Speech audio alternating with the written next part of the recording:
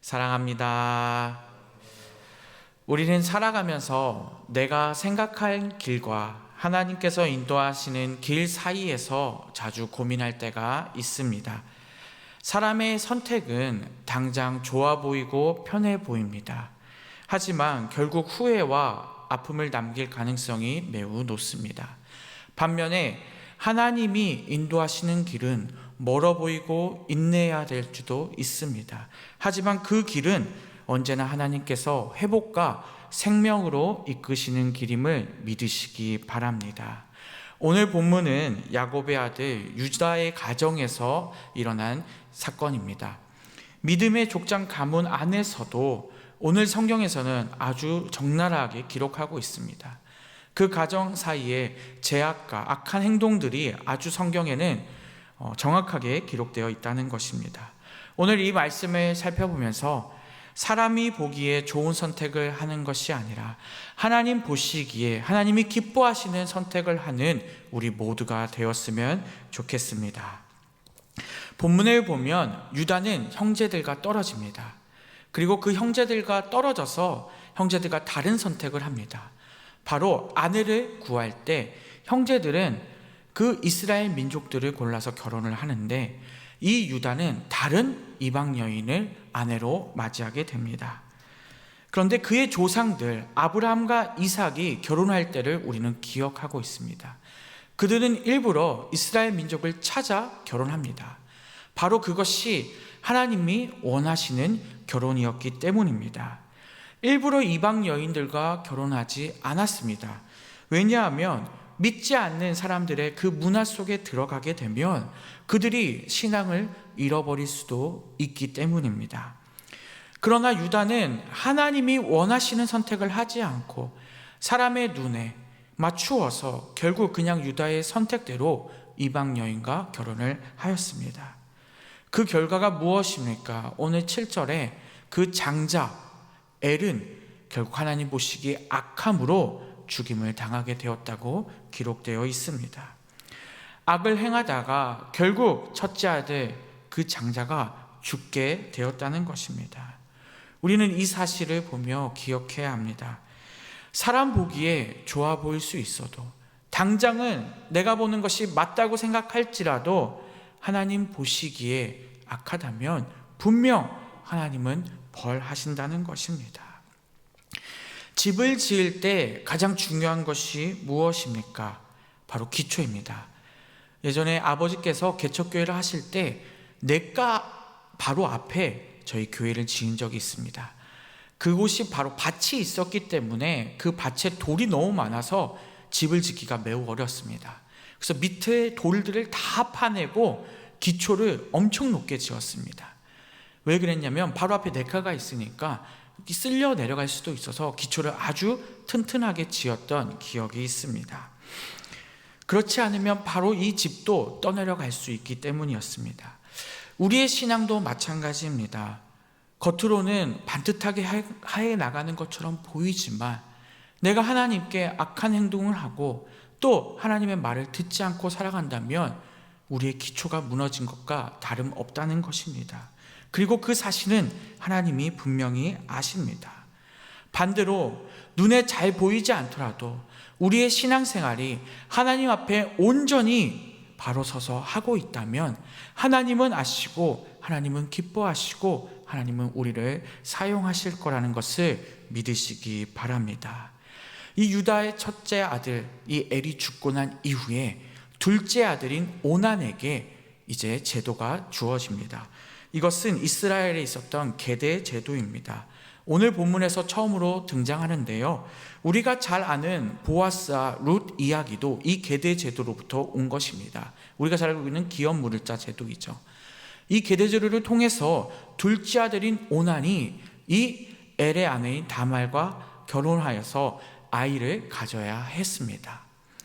이것을 너무나도 잘 알고 있었고 오난 역시 순종할 것처럼 고백합니다. 오난은 순종할 것처럼 고백한 이후에 겉으로는 순종하는 척 했지만 결국 실제로는 자기만을 생각해서 아이를 갖지 않습니다. 왜냐하면 그는 그의 형을 세워주는 것을 원치 않았기 때문입니다. 그래서 다말과 동침할 때마다 자식을 얻지 못하게 했습니다. 하지만 하나님은 이 사실을 분명히 아십니다. 그래서 성경은 이렇게 말합니다. 여호와 보시기에 악했다. 첫째 아들, 둘째 아들 다 하나님이 보시기에 악한 행동을 하고 있었던 것입니다. 결국 이 둘째 아들 오난 역시 첫째 아들 엘처럼 죽임을 당하게 됩니다. 겉으로는 순종하는 것처럼 보이지만 하나님은 모든 것을 다 아십니다. 책임을 외면하고 자기만을 생각하는 모습은 하나님 앞에 악한 것입니다. 오늘 우리가 분명히 기억해야 할 사실이 바로 이것입니다. 하나님은 책임을 회피하는 사람을 기뻐하시지 않는다는 것입니다.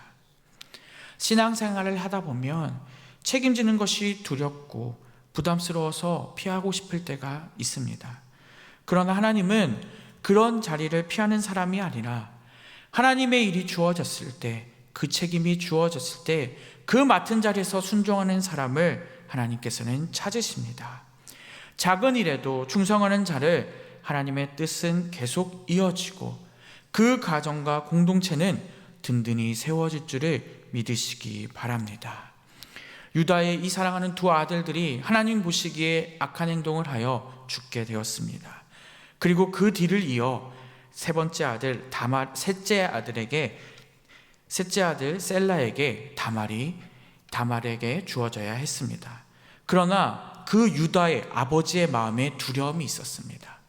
혹시나 첫째 아들, 둘째 아들처럼 이 아들도 죽게 되지 않을까 하며 다말을 친정으로 돌려보냅니다. 겉으로는 셋째 아들 셀라가 크면 다시 맞아주겠다라고 이야기하지만 사실은 책임을 회피하고 싶었던 것입니다. 셋째 아들이 죽을 수도 있다는 그 두려움 속에서 하나님이 맡겨주신 그 책임을 오늘 이 유다가 회피했다는 것입니다. 하지만 성경은 분명히 기록합니다. 이 죽음들이 다말 때문에 일어난 것이 아닙니다. 이 죽음은 첫째 아들, 둘째 아들의 죄악이 가득했기 때문입니다. 여호와 보시기에 악했기 때문에 이들이 죽게 된 것입니다. 책임은 다말이 아니라 그 아들들에게 있었고 더 나아가서 그 책임을 같이 지켜주지 못한 유다에게 있었던 것입니다. 유다의 가정은 실패와 죄악으로 얼룩덮어져 있습니다. 장자는 악을 향해 죽었고 둘째 아들은 책임을 회피하다 죽게 되었습니다.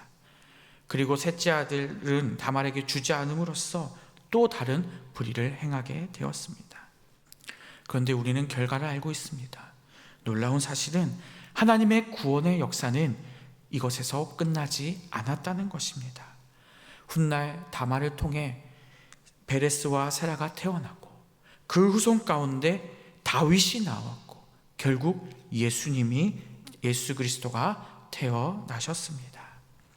사람은 실패하지만 하나님은 실패하지 않으십니다.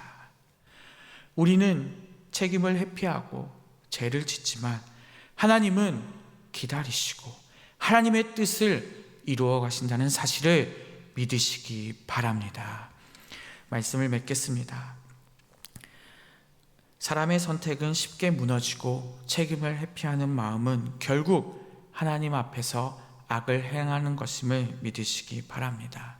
하지만 놀라운 사실은 하나님의 기다림은 언제나 하나님께서 선한 길을 준비하시고 결국 생명과 회복으로 이끄실 줄을 믿으시기 바랍니다. 오늘 이 새벽에 우리 같이 기도했으면 좋겠습니다. 내 자신과 우리 가정이 기초를 온전히 쌓아 정말 이 하나님의 말씀에 순종하며 하나님의 뜻을 따라 살아가게 해달라고, 또 우리에게 맡겨진 책임이 있다면 그 책임을 회피하는 것이 아니라 하나님의 일이 완성될 수 있게 노력하는 우리가 되게 해달라고 기도했으면 좋겠습니다. 그러한 때 하나님께서 우리의 가정과 우리의 삶을 회복하시고 또 우리 교회를 통해 하나님의 사역을 이끌어 갈 줄을 믿으시기 바랍니다.